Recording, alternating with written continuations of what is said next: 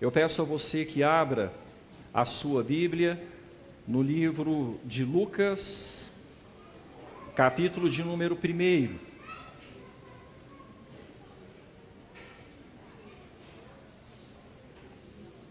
Nós faremos essas leituras iniciais, elas são importantes para a gente concluir o trabalho que temos feito já há alguns anos. Se eu não estou enganado nos números, nós percorremos o Evangelho segundo escreveu Lucas em 139 sermões. Entramos no livro de Atos e hoje estamos no sermão 71. 210 semanas, 210 domingos. Bastante tempo. Depois desse tempo de estudo na palavra de Deus, eu coloquei na minha lista mais um que eu quero conhecer nos céus. Lucas. Eu quero conhecê-lo nos céus, quero conversar um pouquinho com ele. Um homem admirável. Paulo, em 2 Timóteo, capítulo 4, o último capítulo de provavelmente sua última carta, ele diz: todos me abandonaram, apenas Lucas está comigo. Lucas escreveu sozinho 1/3 do Novo Testamento. Nos 2 livros, o Evangelho, que leva o seu nome, o terceiro Evangelho, 24 capítulos, e o livro de Atos dos Apóstolos, 28 capítulos. Ele é o autor desses 2 livros, 1/3 do Novo Testamento. Um grande homem, um homem de Deus, grego, não era judeu, provavelmente de Antioquia da Síria, convertido através da expansão do Evangelho, da dispersão provocada pela morte de Estevão, a igreja se espalhando, e ali, convertido ao Senhor, se tornou companheiro de viagens do apóstolo Paulo. Foi com ele até o final. E em Lucas, capítulo 1, os primeiros 4 versículos nos dizem o seguinte: visto que muitos houve que empreenderam uma narração coordenada dos fatos que entre nós se realizaram, conforme nos transmitiram os que desde o princípio foram deles testemunhas oculares e ministros da palavra, igualmente a mim me pareceu bem, depois de acurada investigação de tudo, desde sua origem, dar-te por escrito, excelentíssimo Teófilo, uma exposição em ordem, para que tenhas plena certeza das verdades em que foste instruído. Assim, é o prefácio do 1º volume da obra de Lucas.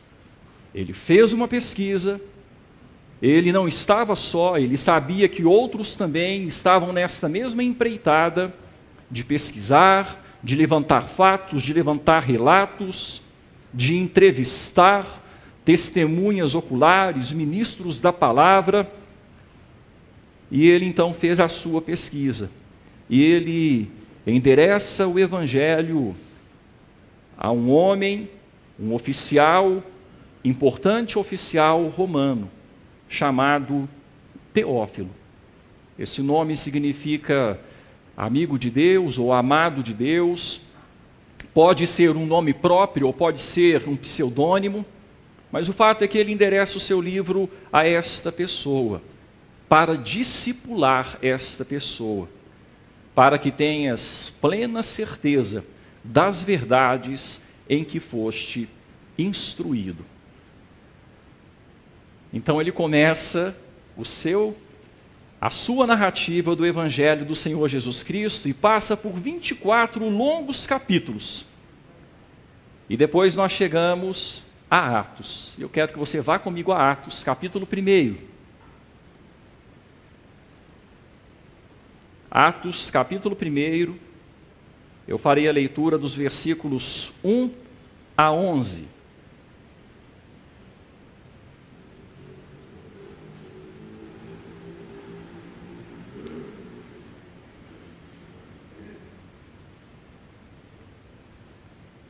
Acompanhe silenciosamente também em sua Bíblia. Escrevi o primeiro livro, ó Teófilo, relatando todas as coisas que Jesus começou a fazer e a ensinar, até o dia em que, depois de haver dado mandamentos por intermédio do Espírito Santo aos apóstolos que escolhera, foi elevado às alturas. A estes também, depois de ter padecido, se apresentou vivo, com muitas provas incontestáveis, aparecendo-lhes durante 40 dias, e falando das coisas concernentes ao reino de Deus. E comendo com eles, determinou-lhes que não se ausentassem de Jerusalém, mas que esperassem a promessa do Pai, a qual, disse ele, de mim ouvistes. Porque João, na verdade, batizou com água, mas vós sereis batizados com o Espírito Santo, não muito depois destes dias. Então, os que estavam reunidos lhe perguntaram: Senhor, será este o tempo em que restaures o reino a Israel? Respondeu-lhes: Não vos compete conhecer tempos ou épocas que o Pai reservou pela sua exclusiva autoridade. Mas recebereis poder, ao descer sobre vós o Espírito Santo, e sereis minhas testemunhas, tanto em Jerusalém, como em toda a Judéia e Samaria, e até aos confins da terra. Ditas estas palavras, foi Jesus elevado às alturas, à vista deles, e uma nuvem o encobriu dos seus olhos. E estando eles com os olhos fitos no céu, enquanto Jesus subia, eis que 2 varões vestidos de branco se puseram ao lado deles, e lhes disseram: varões galileus, por que estáis olhando para as alturas? Esse Jesus, de que entre vós foi assunto ao céu, virá do modo como o vistes subir. E agora, por fim, eu peço a você que vá para Atos 28. A história se desenvolve. Tanta gente nós conhecemos, por tantos lugares nós passamos. Momentos de avivamento, momentos de angústia, de sofrimento, momentos de profunda comunhão com Deus, momentos de profunda maldade humana. Em todos esses momentos, a mão de Deus conduzindo a história, guardando os seus servos, acompanhando-os, e os servos tendo a oportunidade de cumprirem aquilo para o que haviam sido chamados e para o que haviam recebido o Espírito Santo. Na primeira metade do livro, Pedro se destaca como porta-voz da palavra, e ele dá toda a glória a Deus, em tudo que falava, em tudo que fazia, Nós vemos Pedro, nós vemos João, nós vemos Filipe, nós vemos Estevão, nós vemos um tal de Ananias, tão amoroso, que foi estender a destra de comunhão para um tal de Saulo. Nós vemos Saulo, agora chamado principalmente pelo nome Paulo, desbravando o mundo. Não fez o itinerário primeiramente planejado na sua mente. Em muitos momentos ele mudou de planos. O Senhor tinha outros planos. E ele era do Senhor e ele era sujeito a esse Senhor. O Senhor de quem ele era e a quem ele servia. Ele desbravou o mundo. Foi a lugares onde ele não imaginava iria. Tantas experiências. Agora ele estava em Roma. A promessa do Senhor Jesus havia se cumprido. Ele estava em Roma, a capital do mundo de sua época. E vamos ler o que é que aconteceu então, nas palavras de Lucas, com Paulo, nesse tempo em que ele esteve em Roma. Lucas é muito sucinto no que coloca, mas eu quero que você acompanhe mais esta leitura, a terceira leitura e última que nós faremos da palavra de Deus.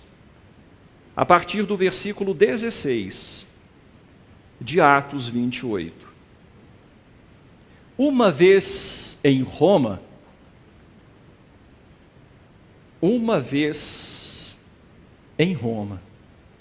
foi assim que nos dirigimos a Roma.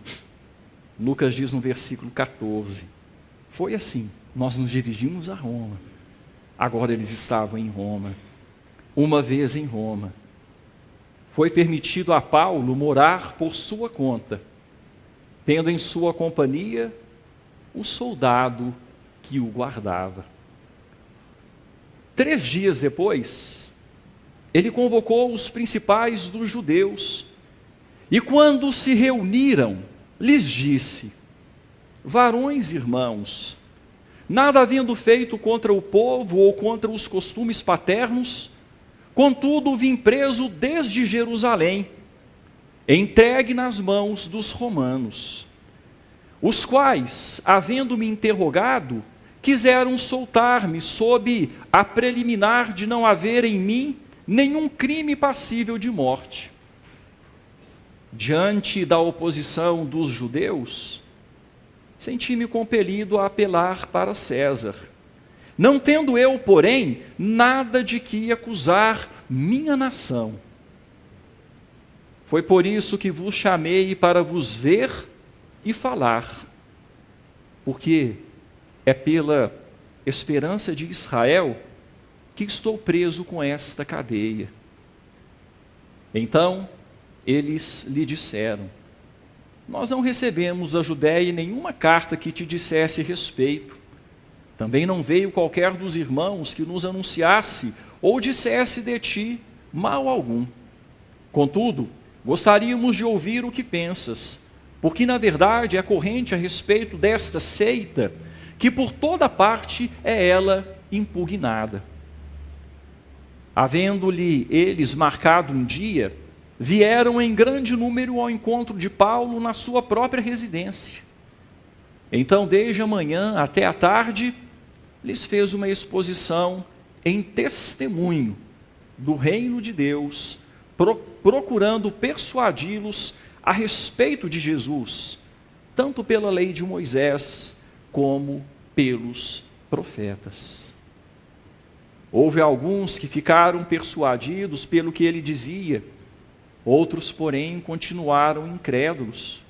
E havendo discordância entre eles, despediram-se, dizendo Paulo estas palavras: bem falou o Espírito Santo a vossos pais, por intermédio do profeta Isaías, quando disse: vai a este povo e dize-lhe: de ouvido ouvireis e não entendereis, vendo vereis e não percebereis, porque o coração deste povo se tornou endurecido, com os ouvidos ouviram tardiamente e fecharam os olhos, para que jamais vejam com os olhos, nem ouçam com os ouvidos, para que não entendam com o coração e se convertam e por mim sejam curados.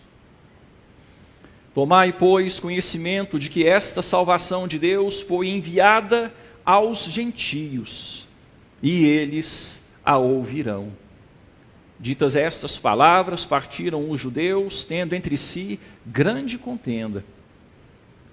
Por 2 anos, permaneceu Paulo na sua própria casa, que alugara, onde recebia a todos que o procuravam, pregando o reino de Deus, e com toda a intrepidez, sem impedimento algum, ensinava as coisas referentes ao Senhor Jesus Cristo.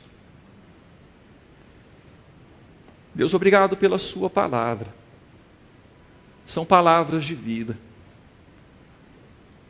Que o Senhor produza vida em nós, através da sua palavra nesta noite, em nome de Jesus.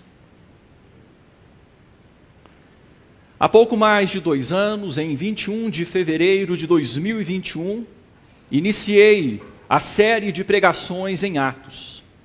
No sermão 1, a obra continua. Destaquei que o livro de Atos mostra a obra do Senhor Jesus Cristo por meio dos apóstolos. A obra continuada por meio dos apóstolos. Hoje, sermão 71. Título: a obra continua. Destacarei que a obra do Senhor Jesus Cristo deve continuar hoje e continua hoje por meio de nós, sua igreja.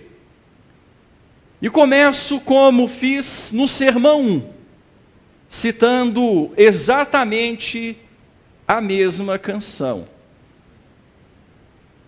Talvez de conhecimento de alguns dos irmãos. Cabe a gente comprometer-se, arregaçar as mangas, pôr as mãos no arado, não olhar para trás, vestir a camisa. É a hora, hoje é dia, comprometer-se e resgatar o tempo, para se abrir o peito, ver chegar o reino, ver soprar o vento de Deus, proclamar em Cristo a plena salvação, pelo sangue precioso, seu perdão, e a vitória sobre a morte, ressurreição, ver raiar o novo dia, libertação. E a canção prossegue: ao Deus que nos guarda de tropeçar, para nos apresentar puros diante da sua glória.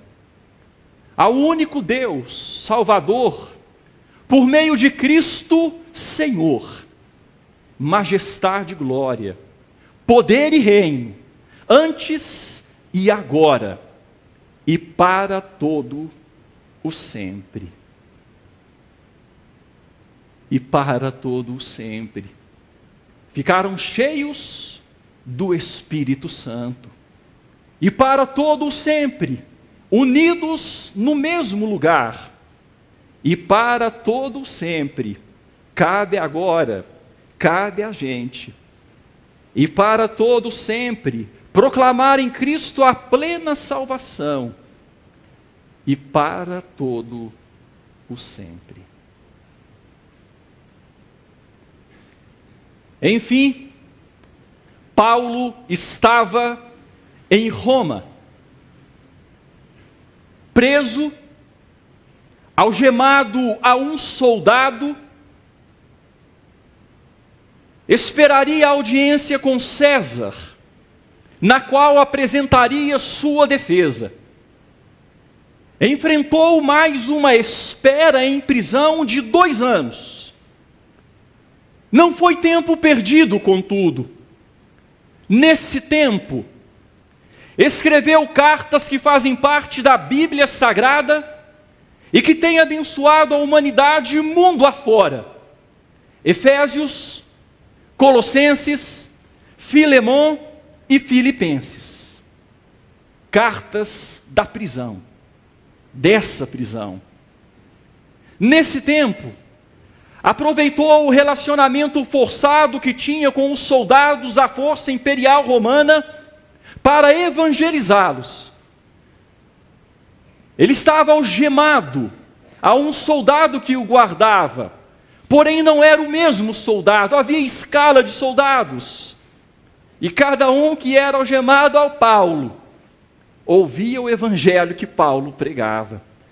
Em Filipenses capítulo 1, versículo 13, o texto diz: minhas cadeias em Cristo se tornaram conhecidas de toda a guarda pretoriana e de todos os demais. As minhas cadeias em Cristo, o que ele quer dizer? O motivo da minha prisão se tornou conhecido por toda a guarda. Todos aqueles que vêm me guardar, ouvem o evangelho de Cristo. Ele aproveitou para pregar a palavra. Nesse tempo, por fim, muitos iam até ele. Ele tinha essa liberdade de receber pessoas, e Deus enviava pessoas a ele. Muitos iam até ele, aos quais ele pregava de forma desembaraçada o evangelho. Ele estava em Roma. Ele chegou em Roma. Ele não esperou a grama crescer debaixo de seus pés para começar a agir. Veja o que diz o versículo de número 17. O versículo nos diz que 3 dias depois, foi o tempo para organizar as coisas. O tempo da mudança. Ele chegou, ele alugou uma casa, ele preparou a casa, tudo isso em 3 dias. Uma viagem cansativa, um tempo longo, tanta coisa aconteceu. Agora ele estava em Roma. Ele foi rápido. 3 dias depois, ele convocou os principais dos judeus, e quando se reuniram lhes disse, é claro que essa convocação não foi pessoal, ele não tinha liberdade de ir e vir, mas ele tinha servidores com ele, Lucas estava com ele, Aristarco estava com ele, possivelmente havia outros homens de Deus com ele ali, e como ele havia sido considerado inocente, as circunstâncias fizeram com que ele permanecesse preso, mas foi-lhe permitido ter servidores, ter homens de Deus que estivessem com ele ali. E ele então convocou os principais dos judeus pelas sinagogas espalhadas por Roma, e como capital havia ali algumas sinagogas, não poucas. Então os principais, os líderes das sinagogas se reuniram na casa de Paulo, e ele lhes disse, varões, irmãos, nada havendo feito contra o povo ou contra os costumes paternos, contudo vim preso desde Jerusalém, entregue nas mãos dos romanos. Ele se dirigiu primeiro aos judeus, mais uma vez ele cumpriu a sua estratégia. Se ele fosse primeiro aos gentios, a porta dos judeus se fechavam, ele sempre ia primeiro aos judeus. Não me envergonho do evangelho, o poder de Deus para a salvação de todo aquele que crê, primeiro do judeu. Ele agia assim. Ele foi então até os judeus, e ele com muito amor os chamou irmãos. Ele disse que ele não havia feito nada contra o povo, nada contra os costumes paternos, mas veio preso desde Jerusalém, Ele quis falar logo. Ele não quis esperar para que outras conclusões fossem tiradas sem que ele esclarecesse o que precisava ser esclarecido. Em muitos momentos precisamos agir assim, tem coisas que não devem ser esperadas. Precisamos nos antecipar e esclarecer fatos para evitar que conclusões erradas sejam tomadas. Paulo agiu desta forma. E no versículo então de número 18, ele prossegue e ele diz o seguinte: os romanos, os quais os romanos, havendo-me interrogado, quiseram soltar-me sob a preliminar de não haver em mim nenhum crime passível de morte. Ele foi inocentado, a sua inocência estava claramente estabelecida diante de Cláudio Lísias, diante de Félix, diante de Festo, diante de Agripa. Vimos todos esses momentos, todos eles atestaram a inocência de Paulo, mas como ele havia apelado para César, ali estava ele. Diante da oposição dos judeus, ele precisou apelar para César. Ele corria risco de morrer. E ele sabia que ainda não era a hora de sua morte. Ele não temia a morte, mas ele temia não cumprir o que Deus tinha para ele. E ele precisava cumprir. Uma conspiração foi feita contra ele para matá-lo à traição. Pessoas se ajuramentaram sob pena de anátema, caso não matassem Paulo. Ele percebeu que não seria seguro ser julgado pelo sinédrio dos judeus, não seria seguro estar entre os judeus. Ele apelou para César. E por causa disso, ele passou por tantos julgamentos, mas não foi solto, embora sua inocência tenha sido atestada. Ele esperou 2 anos para ir a Roma. Finalmente ele estava a Roma. Mas no versículo 19 ele acrescenta: não tendo eu, porém, nada de que acusar minha nação. Eu não sou inimigo do meu povo, do nosso povo, irmãos. Eu não sou inimigo do nosso povo. Eu amo o meu povo. Eu amo o povo hebreu. Eu amo o povo judeu.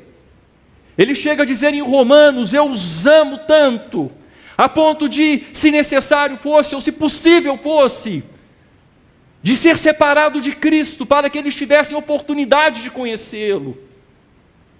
Não valorizo nada mais do que minha salvação. Mas se necessário fosse, eu mesmo queria ser anátema de Cristo, em favor da salvação dos meus compatriotas judeus. Ele amava profundamente o seu povo, então ele diz: olha, eu nada tenho que acusar minha nação. Ele prossegue então, dizendo no versículo 20, olha, foi por isso que chamei vocês aqui, para ver vocês, para falar a vocês, porque é pela esperança de Israel que estou preso com esta cadeia. Eu estou preso por causa da esperança de Israel. O Messias que o nosso povo espera. É por causa disso que eu estou preso. Então eles responderam para Paulo e disseram: olha, nós não recebemos da Judéia nenhuma carta que te dissesse respeito. Também não veio qualquer dos irmãos que nos anunciasse ou dissesse de ti mal algum. Eles falaram para Paulo: olha, nós não recebemos nenhuma informação do nosso povo lá da Judéia sobre você. Ainda não haviam recebido. Mas nós sabemos, irmãos, nós estudamos que o último barco, o último navio a chegar lá em Roma, havia sido de Paulo. O último navio a enfrentar o inverno em mar foi o de Paulo. As navegações tinham uma interrupção. Eles paravam no inverno. Era uma época razoavelmente longa, onde não havia navegação no Mediterrâneo. Só que ali nós vimos a história. Contra a vontade de Paulo, eles foram, o navio veio a naufragar. Deus, por sua graça, salvou a todos os 276 que estavam no navio. Mas então, depois disso, ainda não havia chegado da Judéia informação sobre Paulo. Certamente elas não demoraram. Mas Paulo foi rápido. E eles disseram: olha, não nos chegou nada. Não nos chegou nada que te dissesse respeito, que falasse mal de você. Mas nós queremos ouvir. Nós queremos ouvir, porque já temos recebido informações desta seita, a seita dos nazarenos. Nós temos ouvido que por toda parte ela é impugnada, por toda parte a validade dela é contestada, é colocada em dúvida, por toda parte ela tem sido rejeitada. Mas nós queremos te ouvir também. Nós queremos ouvir o que você tem a nos dizer. Foi esse o primeiro momento de Paulo em Roma. Ele convocou o povo 3 dias depois de ter chegado. E os líderes foram lá. E eles então marcaram um dia. Na agenda deles, na agenda de Paulo, um encontro, onde Paulo os receberia com café e pão de queijo. Se fosse mineiro, Paulo os recebeu como um bom anfitrião. Paulo os recebeu em sua própria casa. Veja o que diz o versículo de número 23. Havendo-lhe eles marcado um dia, vieram em grande número ao encontro de Paulo na sua própria residência. Então, desde a manhã até a tarde, ele lhes fez uma exposição em testemunho do reino de Deus, procurando persuadi-los a respeito de Jesus, tanto pela lei de Moisés, como pelos profetas. O dia foi marcado, data marcada logo chega. Chegou o dia, a casa ficou cheia. Paulo é conhecido por alguns sermões longos, outros nem tanto. Mas a gente viu aqui em Atos alguns longos. Alguns que começaram ao final da tarde e vararam a noite, madrugada, até o amanhecer. Aqui Paulo começou de manhãzinha e foi até a tarde. E ele não fazia outra coisa, senão expor em testemunho do reino de Deus, usando as Escrituras, procurando persuadir seus ouvintes a respeito de Jesus, tanto pela lei de Moisés, como pelos profetas. Era o que ele fazia. Ele pegava em suas mãos a Bíblia e começava a explicar. Olha, aqui em Gênesis, capítulo 3, versículo 15, nós temos a primeira menção, a primeira promessa de que Deus mandaria um representante no lugar de Adão, um outro representante, para fazer aquilo que Adão falhou. O representante não foi Noé. A família de Noé achou que poderia ser ele. Olha, ele vai nos consolar das nossas fadigas. Não foi Noé. O representante não foi Isaac, não foi Abraão, não foi Moisés, não foi Davi. Os profetas falaram dele, os salmos falaram dele. O que ele queria era apresentar Jesus, era isso que ele fazia, e continuava fazendo, fez por toda a sua vida. E disse a Timóteo: Timóteo, continue fazendo isso, fale de Jesus, Timóteo, prega a palavra, insta Timóteo, repreende, exorta com paciência, com doutrina. Não é fácil, as pessoas rejeitam, e vai chegar dias mais difíceis onde rejeitarão mais ainda. Mas continue. E era isso que ele fazia. Então o texto nos diz que ele pegou de manhã até a tarde uma exposição em testemunho do reino de Deus, chegando até a nova aliança em Cristo Jesus, procurando persuadi-los a respeito do Salvador. Foi isso que ele fez. Foi este o seu labor diante dos judeus, por Moisés, pelos profetas. E vejam aí o resultado no versículo de número 24. Houve alguns que ficaram persuadidos pelo que ele dizia, outros, porém, continuaram incrédulos. É sempre assim. Não são todos os que se convertem. Uns creem, outros não. Mas a palavra sempre produz fruto. Paulo estava falando aqui no poder do Espírito Santo, que havia sido derramado em Atos 2. O Espírito que foi profetizado em Atos 1. Recebereis poder ao descer sobre vós o Espírito Santo, e sereis minhas testemunhas. E quem sabe passou pela cabeça de Paulo toda a trajetória, tanto em Jerusalém, como em toda a Judéia, Samaria, e até os confins da terra, onde ele estava naquele momento. E ali ele testemunhando de Jesus, era o que ele queria fazer, era o que ele vivia para fazer. Uns creram, outros não. Sempre foi assim, mas os eleitos creem quando a palavra é pregada. Por isso precisamos continuar dando testemunho do reino de Deus, proclamando o Senhor Jesus Cristo como Salvador. Os eleitos crerão.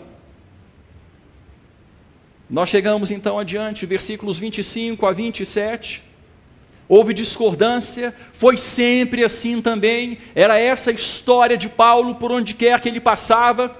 Os que criam se colocavam ali para aprender mais, os que não criam se colocavam ali para atrapalhar, se colocavam ali como oposição contra ele. Então houve discordância entre eles. Eles se despediram de Paulo, dizendo estas palavras. Eles se despediram e Paulo então disse a eles estas palavras, falando contra aqueles que já estavam atrapalhando os que haviam crido.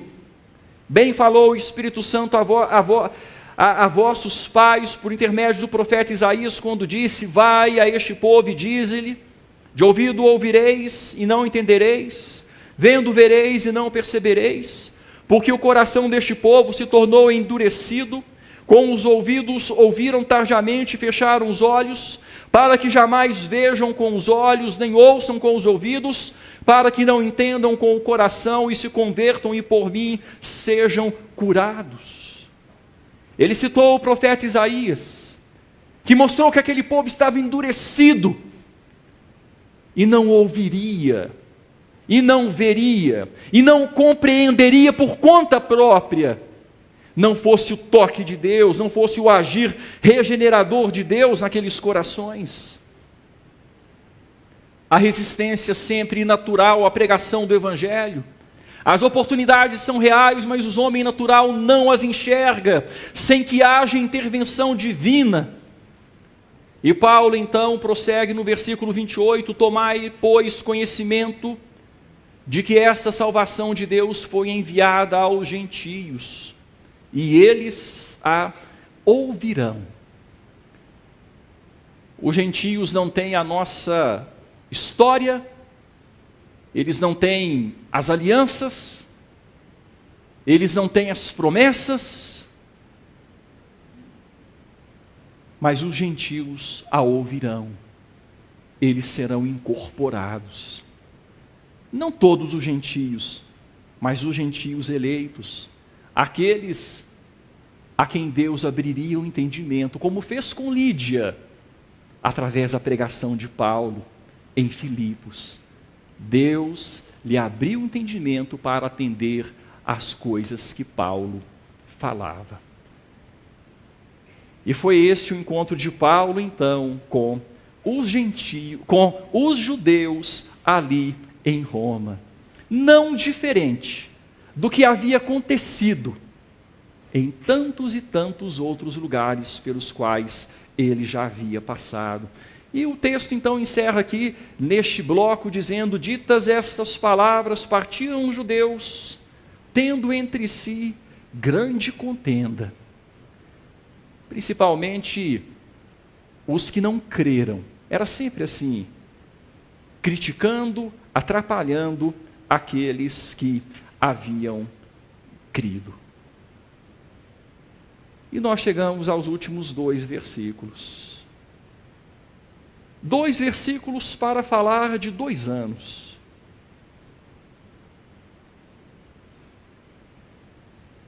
Quantas histórias devem ter sido tocadas nesse tempo? Por 2 anos, permaneceu Paulo na sua própria casa que alugara, onde recebia todos que o procuravam, muito possivelmente, na sua grande maioria, gentios. E o que é que ele fazia, irmãos?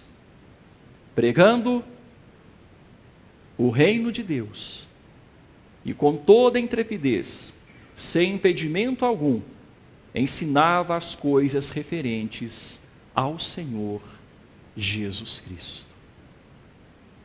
Era o que ele fazia.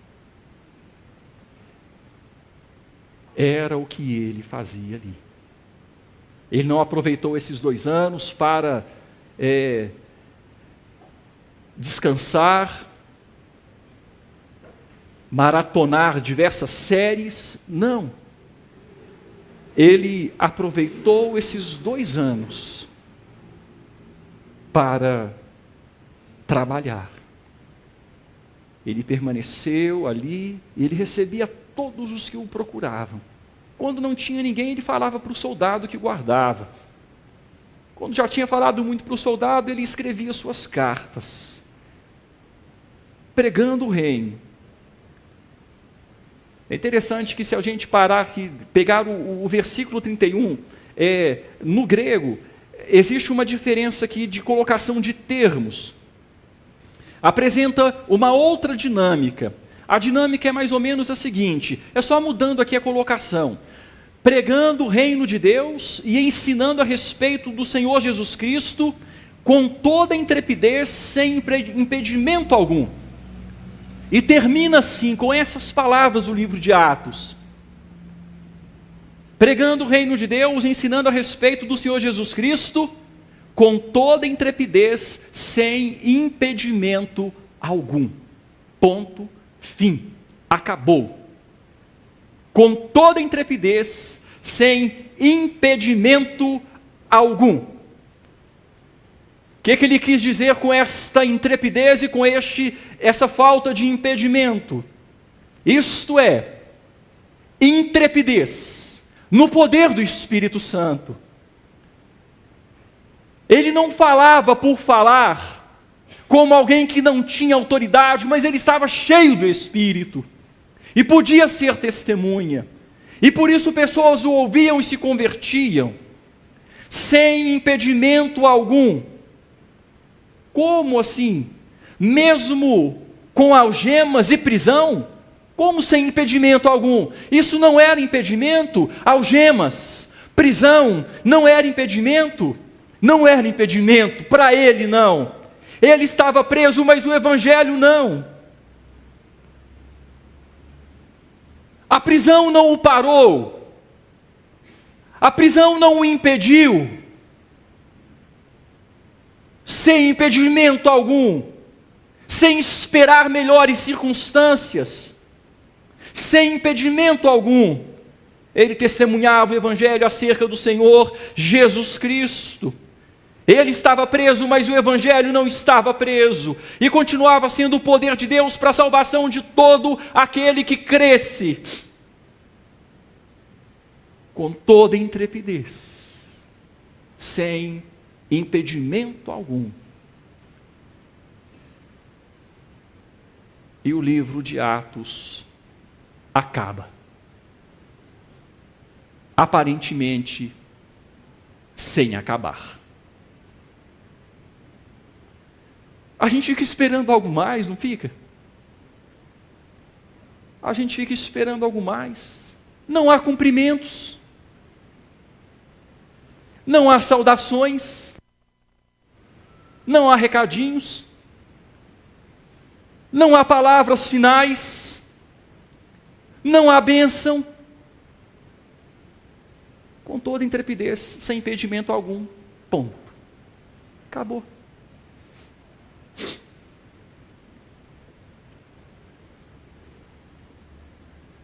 Por que Atos termina assim?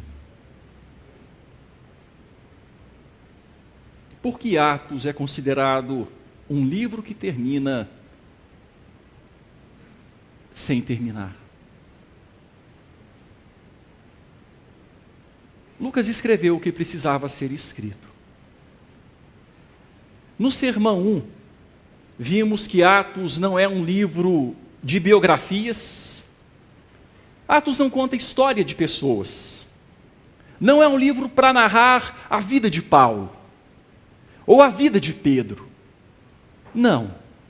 Por isso o livro de Atos não tem o compromisso de dizer qual foi o fim de Paulo, qual foi o fim de Pedro, dos outros apóstolos. Não é um livro biográfico. Lucas não tinha este compromisso. Atos não é um compêndio teológico, um compêndio histórico.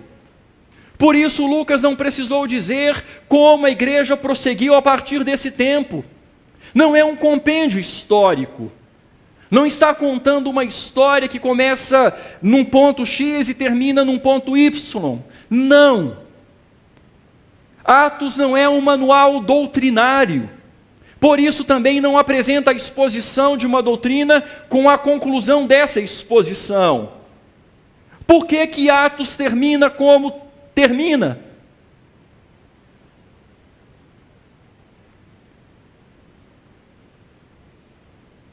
Bom, não é um livro de biografias, não é um compêndio histórico, não é um manual doutrinário. Ok, isso já nos ajuda. Vimos também no Sermão 1 que Atos foi enviado de início a uma autoridade do Império Romano chamada Teófilo. E no Evangelho ele trata como excelentíssimo, título dado a pessoas com cargos oficiais de proeminência. Teófilo era alguém importante dentro do Império Romano. E Paulo endereça o livro de Atos a um oficial do Império Romano que tinha uma importância significativa, não sabemos exatamente qual. Lucas deve ter conhecido Teófilo quando acompanhava Paulo em sua prisão nesses 2 anos. Quem sabe Teófilo foi um daqueles que fez uma visita a Paulo, e ali Paulo falou do Evangelho, expôs o reino, mostrou quem era Jesus, e Teófilo se converteu. O fato é que Lucas deve ter conhecido Teófilo ali, nessa ocasião, quem sabe bem no início da prisão de Paulo, e possivelmente Lucas tenha discipulado Teófilo, usando para isso o 3º evangelho, quando Lucas, já fazendo suas pesquisas, endereça, ao fim de suas pesquisas, endereça a Teófilo o seu evangelho, ou o evangelho do Senhor Jesus Cristo, conforme ele havia pesquisado. Talvez, como autoridade romana, Teófilo tivesse alguma influência no julgamento que aconteceria. Lucas, então, preste atenção nisso. Lucas, então, pode ter endereçado a ele o livro de Atos, entre outros motivos, com o objetivo de defesa, com o objetivo de apresentar a inocência de Paulo das acusações que contra ele estavam sendo levantadas pelos judeus. Pode ser que Lucas, então, tenha feito toda esta narrativa e a endereçado a Teófilo também com este objetivo, como que um advogado ali de defesa procurando mostrar, atestar a inocência de Paulo, que ainda estava presa, e que por isso acaba assim, que ainda estava preso, e que por isso acaba assim, com Paulo nessa situação, na prisão. E Lucas não tinha mais o que dizer. Era essa a defesa. Agora estamos nessa circunstância. Agora Paulo está nessa situação. Agora Paulo está preso assim, há 2 anos, aguardando o julgamento diante de César.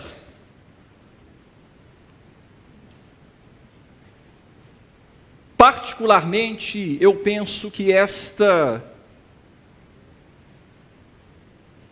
este raciocínio faz muito sentido para explicar porque Atos acaba como acaba, e para explicar por que Paulo endereça o livro, porque Atos acaba como acaba, e porque Paulo endereça o livro de Atos a Teófilo. Particularmente eu acho que faz bastante sentido. E creio que Lucas alcançou seu objetivo com Atos. Eu creio que Paulo foi julgado diante de Nero César. Porque o Senhor Jesus Cristo, no capítulo 27, versículo 24, garantiu que isso aconteceria. Paulo, você vai comparecer diante de César. Você vai comparecer diante de César. Então eu creio, o livro não fala, porque o livro fala como uma defesa, até esse ponto aqui, no argumento que eu estou defendendo. O livro não fala mais, ele foi escrito antes do julgamento. Eu creio que Paulo foi julgado diante de Nero César, inocentado e posto em liberdade. Em sua soberania, contudo, Deus tinha planos ainda mais elevados para o livro de Atos. E Deus acrescentou o livro de Atos nas Escrituras, como inspirado por Ele, para a edificação da igreja de Cristo Jesus, pelos séculos afora. E é um livro que tem sido pregado em diversas igrejas, por todo o mundo. Estudando sobre o livro de Atos, para compartilhar com os irmãos, eu vi tantas igrejas, que já pregaram sobre Atos, em tantos lugares.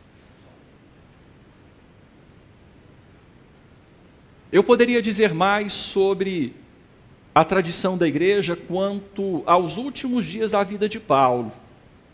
Até havia feito uma conclusão tendo como base esta tradição da igreja. Mas eu resolvi mudar a conclusão. Eu resolvi parar por aqui, porque Atos para por aqui. E como meu propósito é expor Atos, eu quero parar onde Atos para. E Atos para aqui, com toda intrepidez, sem impedimento algum. Ponto final.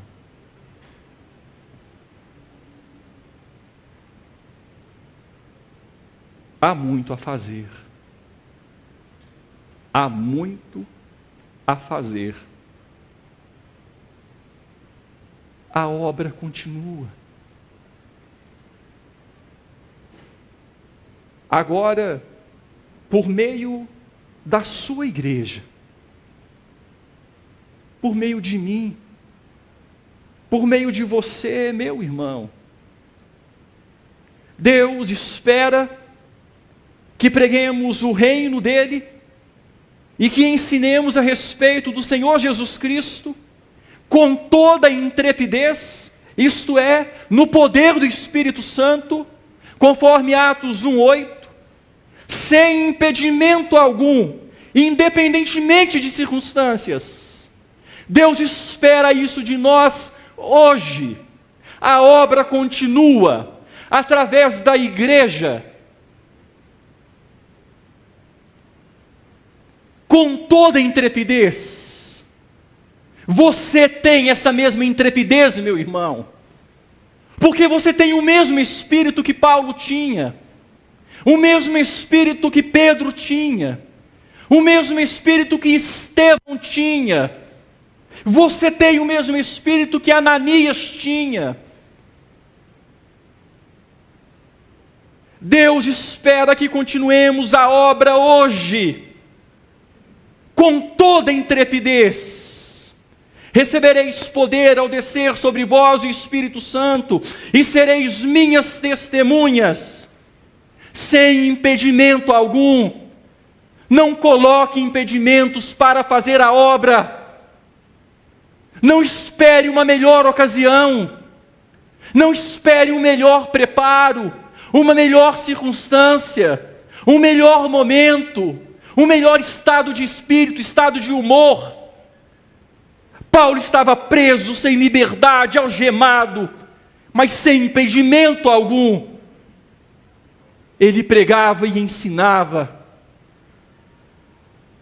Muitas vezes nós mesmos colocamos impedimentos, nós mesmos construímos barreiras, e deixamos de fazer aquilo para o que fomos chamados, ser testemunhas do Senhor. É esse o foco, é esta mensagem de Atos, desde o começo até o final.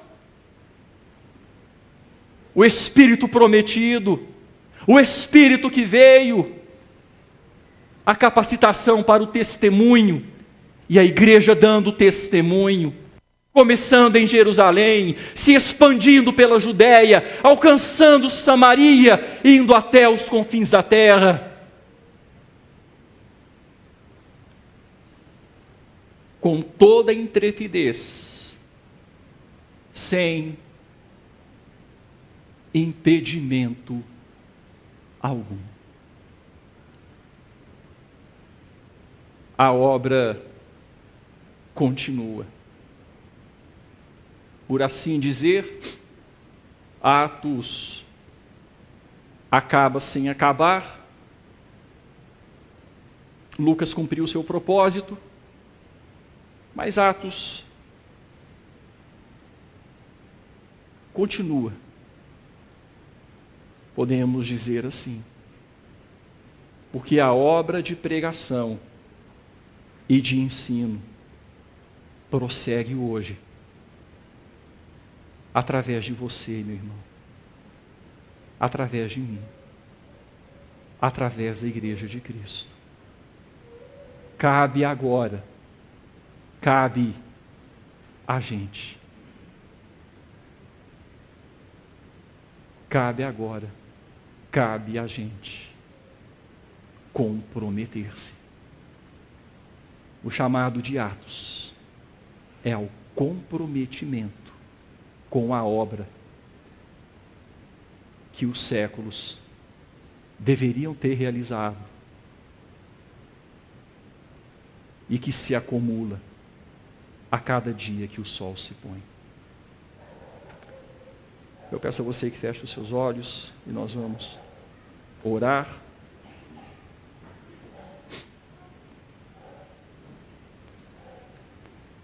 Finalizamos hoje, irmãos, esta jornada. Eu quero que essas palavras finais do livro de Atos em grego, aqui no português está um pouco deslocado da ordem em grego, mas eu queria que você guardasse essas palavras finais do livro de Atos com toda a intrepidez, sem impedimento algum. O quê? Pregar o reino de Deus e ensinar as coisas referentes ao Senhor Jesus Cristo. Com toda intrepidez, sem impedimento algum.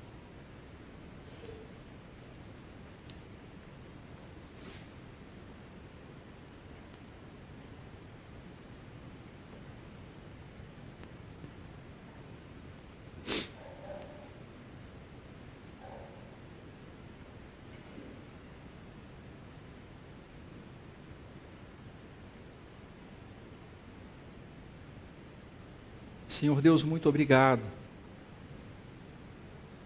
porque o Senhor nos deu a condição de começar, ó Deus, esta jornada e de finalizá-la. Vimos a obra do Senhor Jesus Cristo, aquilo que Ele começou a fazer e a ensinar no Evangelho de Lucas, e aquilo que Ele prosseguiu fazendo e ensinando, através dos apóstolos, e que agora Ele prossegue fazendo e ensinando, através da igreja. Obrigado, Deus, por este privilégio que o Senhor nos deu. E ao finalizarmos, ó Deus, esta caminhada, que levou tanto tempo, nós agradecemos ao Senhor, pelo privilégio, ó Deus, de estarmos hoje inseridos nesta mesma obra, e sermos aqueles que hoje devem fazer o que a igreja fazia lá naquela época. As igrejas plantadas por Paulo, as igrejas plantadas, ó Deus, pelos apóstolos, no mundo daquela época. Aquilo que eles mesmos faziam como apóstolos do Senhor, e hoje nós devemos continuar pregando o reino e ensinando sobre Jesus. Que como igreja façamos isso, Pai, com toda intrepidez. Dá-nos intrepidez. Foi a oração da igreja lá em Atos 4. Concede-nos intrepidez para que possamos proclamar esta salvação, as palavras desta vida. Ajuda-nos para que com toda intrepidez possamos anunciar. Ó Deus, e é essa a nossa oração nesta noite também. Dá-nos graça para que com toda intrepidez, com coragem, com fé, com força, com convicção, abramos nossa boca e proclamemos com intrepidez o Evangelho. Espalhemos essa palavra de salvação, essa semente que produz vida eterna, com toda intrepidez. Dá-nos, ó Deus, esta intrepidez. Fazemos a mesma oração que o teu povo fez lá naquele dia, onde tremeu o lugar onde eles estavam reunidos. Todos ficaram cheios do Espírito Santo e com intrepidez anunciavam a palavra. Deus, dá-nos intrepidez, Senhor, dia após dia. Usa-nos para a tua glória e louvor.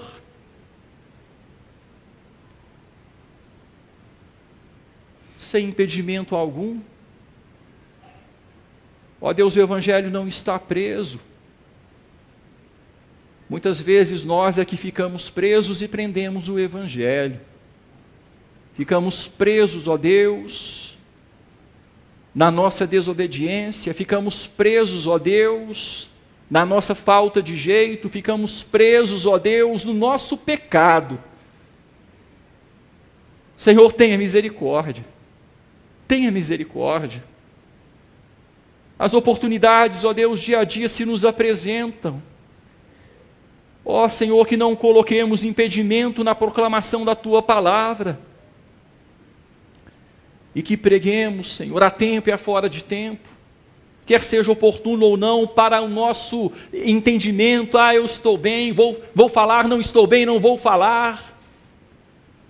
Senhor, que entendamos que o Senhor espera de nós, sem impedimento algum, com toda intrepidez, sem impedimento algum. Senhor, ajuda-nos. Ajuda-nos, Senhor. Somos igreja do Senhor e queremos, ó Pai, viver como igreja do Senhor. Não queremos nos perder em trivialidades. Não queremos, ó Deus, fazer aquilo que não é, ó Pai, o cerne, o centro, a essência do nosso chamado. Como igreja fomos chamados. E recebemos o Espírito Santo para isso. E friso, enfatizo, repito. Para ser testemunhas do Senhor. queremos ser tais testemunhas. Com toda intrepidez, sem impedimento algum. Levanta-nos como um exército, Pai, cheio de coragem e de força. E usa-nos para abençoar aqueles que o Senhor há de abençoar aqui onde nós estamos, através da nossa vida. E para abençoar aqueles que o Senhor há de abençoar mundo afora, também através de nós, através da obra missionária. Que possamos entender que é a nossa função, é nossa missão, é nossa responsabilidade, é nosso privilégio. A obra continua.